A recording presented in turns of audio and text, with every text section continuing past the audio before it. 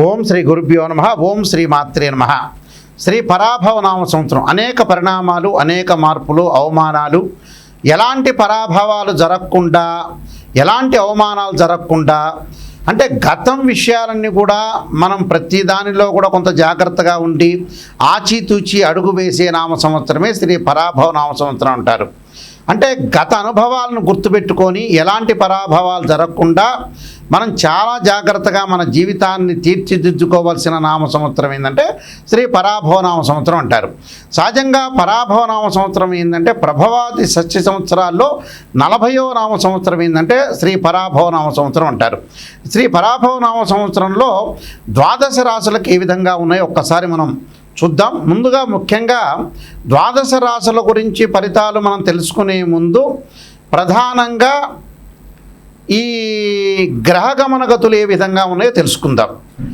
దీనిలో ప్రధానంగా మనకి జూన్ 1వ తారీఖు వరకు కూడా గురువు మిథున రాశిలో సంచారం చేయటం, ఆ తర్వాత 2వ తారీఖు నుండి మరి అక్టోబర్ 31వ తారీఖు వరకు కూడా కర్కాటక రాశిలోను, 31వ తారీఖు నుంచి గురువు అతిచారంలో మరి సింహరాశిలో సంచారం చేయటం, డిసెంబర్ 18 వరకు కూడా, డిసెంబర్ 18 తర్వాత 18 నుండి మరి సింహరాశిలో వక్రస్థితిలోకి గురువు వెళ్ళటం జరుగుతుంది.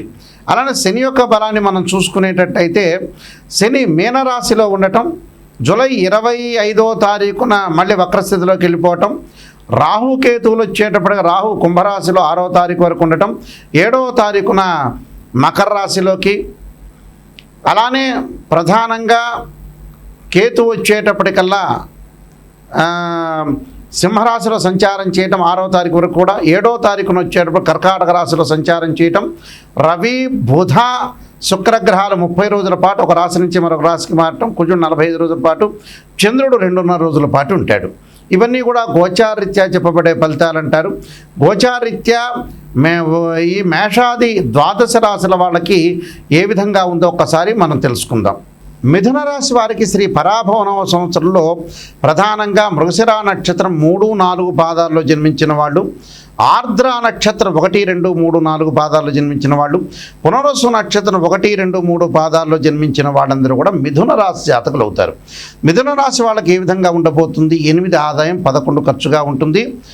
1 వీళ్ళకి రాజ్యపూజ్యం, 7 అవమానంగా ఉంటుంది. మరి మిథున రాశి వాళ్ళకి ఏ విధంగా ఉండబోతుందో ఒకసారి చూసుకునేటట్టయితే మానసికంగా చింత కలిగే అవకాశాలు ఎక్కువ ఉంటాయి. కార్యభంగం జరగటం ఒకటి, అలానే కీర్తి వృద్ధి చెందటం ఒకటి, అలానే సుఖము ధనధాన్య సమృద్ధి కలగటంతో పాటు ధర్మకార్యాచరణము, మానసికంగా ఒత్తిడి గురి కాకుండా చూసుకోండి. బంధుమిత్రుల యొక్క సహకారంతో కార్య విజయం లభించడం, విద్యార్థులకు ఉన్నతమైన విద్య రావటం, అలానే విదేశ వ్యవహారాలకి వెళ్ళే అవకాశాలు ఎక్కువ ఉంటాయి. అంటే విద్యార్థులు కానీ, అలానే ఉద్యోగస్తులు కానీ, మరి కంపెనీ త్రూ కూడా విదేశాలకు అబ్రాడ్ వెళ్ళే అవకాశాలు ఎక్కువగా ఉండటం, అలానే విదేశ వ్యవహారాలకి వెళ్ళే అనుకూలంగా ఉండటం, మిత్రుల యొక్క సహకారంతో కార్య విజయాన్ని సాధించడం, విఘ్నం లేకుండా చూసుకోవటం, ఎవరికి కూడా కలహం లేకుండా ముందుకు వెళ్ళాలి.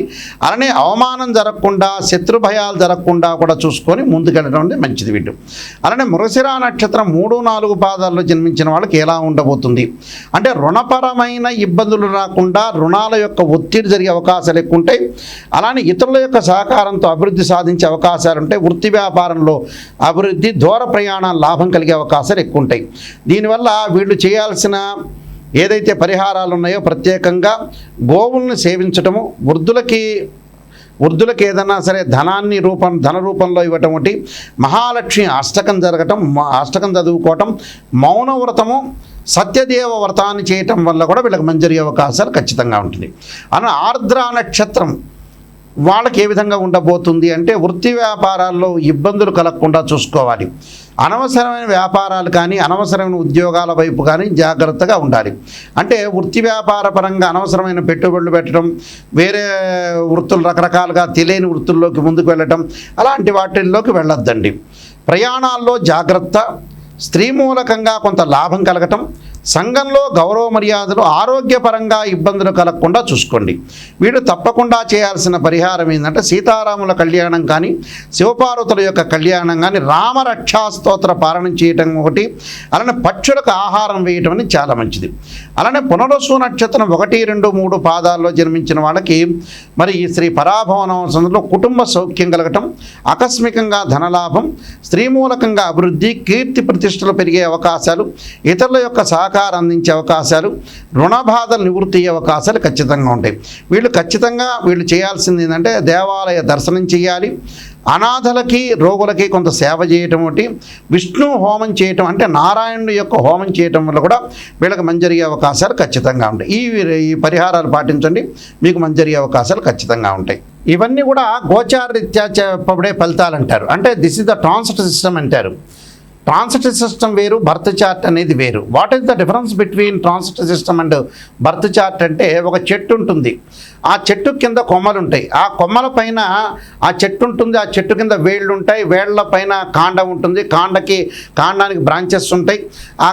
ఎప్పుడైతే కొమ్మలకి ఆకులు ఉంటాయి, ఆకులు సహజంగా ఎప్పుడు వస్తుంది అంటే మనకు సహజంగా రైన్ సీజన్లో వస్తాయి, వింటర్ సీజన్లో అలానే ఉంటాయి, అలానే సమ్మర్ సీజన్లో రాలిపోతుంటాయి. ఆ రాలిపోయే ఆకులే గోచారం అంటారు. అంటే గ్రహాలు ఒక రాశి నుంచి మరొక రాశికి కొంతకాలం పడుతూ ఉంటుంది. అంటే రాహుకేతులు 18 నెలలు, అలానే గురువు సంవత్సర కాలం, శని 2.5 సంవత్సరాలు, అలానే రవి బుధ శుక్రగ్రహాలు 30 రోజుల పాటు ఒక రాశి నుంచి మరొక రాశికి మారుతాడు, కుజుడు 45 రోజుల పాటు ఉంటాడు, చంద్రుడు 2.5 రోజుల పాటు ఉంటాడు. ఇది గోచారం అంటారు. అదే బర్త్ చార్ట్ అంటే ఏమిటి అని అంటే మనం పుట్టినప్పుడు మన date of birth, time, place of birth తీసుకుని జన్మలగ్నం నుంచి తనుభావము, అలానే ద్వితీయ భావము, తృతీయ సోదర భావము, సుఖభావము, అలానే సంతాన భావము, షష్టమ భావం అంటే రోగము, రుణానికి సంబంధించిన భావం అంటారు, సప్తమ భావం అంటే కళత్ర భావం అంటారు, అష్టమ భావం అనేది ఆయుష్ సంబంధించిన భావాన్ని అంటారు, స్త్రీలకు వచ్చే మాంగళిక భావం అంటారు, అలానే భాగ్య భావం నవమ స్థానానికి సంబంధించిన భాగ్య భావం అంటారు, అలానే దశమానికి సంబంధించిన వృత్తి స్థానానికి సంబంధించిన భావం అంటారు, అలానే లాభభావం, లాభస్థానంలో ఎలాంటి గ్రహాలు ఉన్నాయో మనం చూసుకుంటాం, అలానే వ్యయస్థానానికి సంబంధించిన వ్యయ భావం అంటారు, అంటే ప్రేమ, అలానే ఖర్చులు, ఇలాంటి భావాన్ని ద్వాదశ భావం అంటే వ్యయ భావం అంటారు. అలానే ఏదైతే ఒక్కొక్క భావానికి ఒక్కొక్క రాశ్యాది ఒక్కొక్క భావాధిపతి ఉంటారు.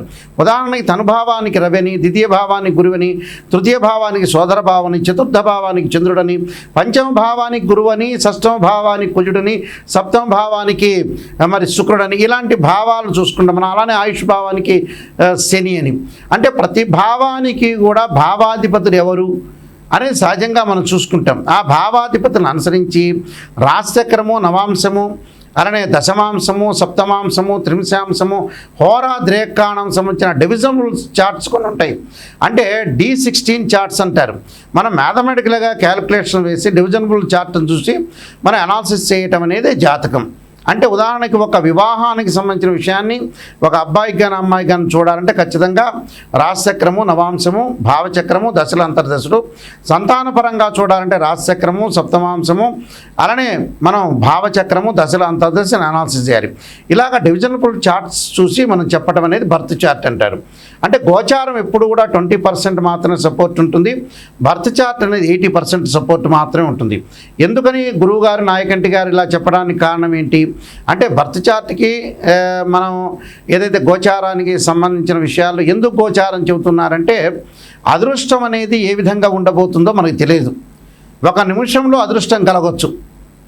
అంటే మన లైఫ్లో ఎప్పుడు కూడా ఒక నిమిషంలో ఎంత కృషి చేసినా కూడా ఆవగింజంత అదృష్టం అనేది ఉండాలంటారు. ఆవగింజంత అదృష్టమే మన జీవితంలో లైఫ్లో గోచారం అంటారు. ఈ గోచార పరంగా మనం ఏ విధంగా చూసుకోవాలి. ఖచ్చితంగా కొన్ని ప్రత్యేకంగా మీకు రెమెడీస్ చెప్పబోతున్నాను. ఆ రెమెడీస్లో ప్రధానంగా మీరు చేయాల్సినవి ఏమిటి అని అంటే ఉద్యోగపరంగా ఇబ్బందులు కలుగుతున్న వ్యక్తులు ఎవరైతే ఉంటారో సూర్యుడి యొక్క ఆరాధన చేయాలి.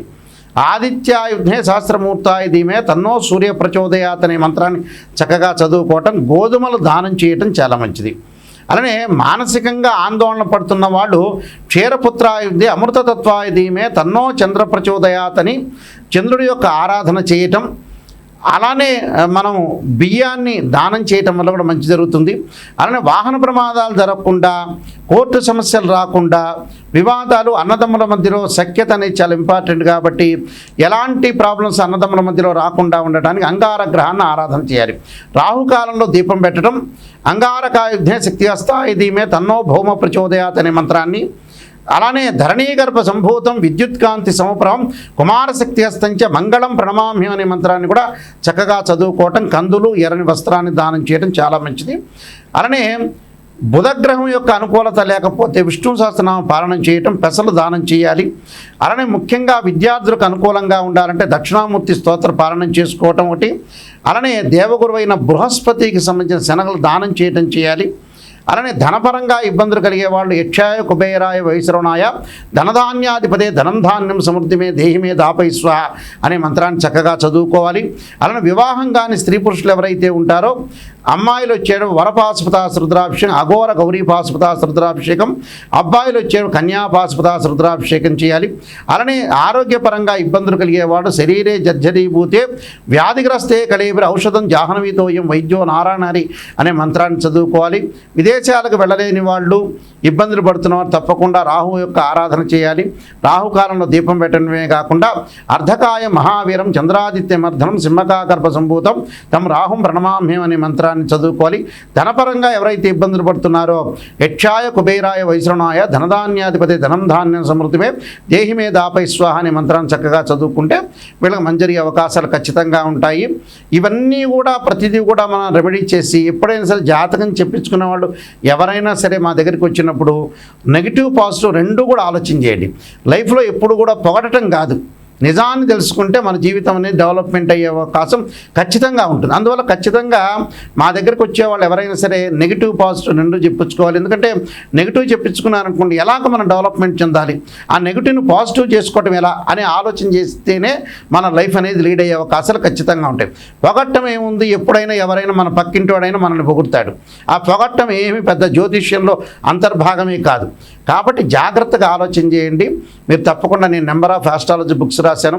కాలసర్పయోగము, కాలసర్పయోగ చంద్రిక, రాహుకేతులు, ఛాయాగ్రహాలు, బృహత్ పరిహార సింధు, సర్వదేవతా గోత్రులు పార్ట్ 1 పార్ట్ 2, పుత్రగణపతి వ్రతము, అలానే జాతక చంద్రిక, వివాహ మార్తాండము, స్వప్నశాస్త్ర ఫలదీపిక, ప్రొడక్షన్ ఆఫ్ ఆస్ట్రాలజీ, ఇలాంటి నెంబర్ ఆఫ్ ఆస్ట్రాలజీ బుక్స్ అని రాశాను. తప్పకుండా ఇవన్నీ రాజమండ్రి మోహన్ పబ్లికేషన్లో దొరుకుతాయి, లేకపోతే నా దగ్గరైనా దొరుకుతాయి. మీరు www.nayakanti.com కానీ www.nayakanti.in అనేది చూడండి. మేము వంశపారంపర్యంగా చెప్పే వ్యక్తులమి. ఖచ్చితంగా మీరు ఏ సందేహం ఉన్నా కూడా మా నెంబర్కి కాల్ చేయొచ్చు. నా నెంబర్కి కాల్ చేస్తే ప్రతి విషయాన్ని కూడా చెప్తారు. అయితే మా దగ్గర జాతకం చెప్పించుకున్న వాళ్ళు ఎవరైనా సరే నేను చెప్పిన విషయాన్ని మీరు వాయిస్ రికార్డింగ్ చేసుకోండి. వాయిస్ రికార్డింగ్ ఎందుకు చేసుకోమంటున్నానంటే కొన్ని జాతకాల్లో నెగిటివ్ ఉంటే పాజిటివ్ ఉంటాయి. మీరు రికార్డ్ చేసుకున్నారనుకోండి, గురువుగారు ఈ పదార్థం తినకూడదని చెప్పారు, నాయకంటి గారు ఇలా సూచనలు చేశారు అనేది నిజాన్ని తెలుసుకుంటారు. ఇప్పుడు నేను చెబుతాను, మీరు మర్చిపోతారు. మర్చిపోయిన తర్వాత ఏమవుతుంది, ఏదో చెప్పారు గురువుగారు బిజీగా ఉన్నారు అనుకుంటారు. కాబట్టి వాయిస్ రికార్డింగ్ అని మస్ట్. ఏ విషయాన్నైనా సరే నాతో మాట్లాడచ్చు. ఆ స్క్రీన్ మీద స్క్రోలింగ్ అవుతున్న నెంబర్ ఉంటుంది, ఆ నెంబర్కి మీరు ఫోన్ చేసి మీరు తెలుసుకోండి. శ్రీ పరాభవనామ సంవత్సరంలో మీ అందరికీ కూడా శ్రీ పరమేశ్వరుడి యొక్క కరుణాకటాక్షం ఉండాలని ఆశిస్తూ సర్వే జనా సుఖినో భవంతు.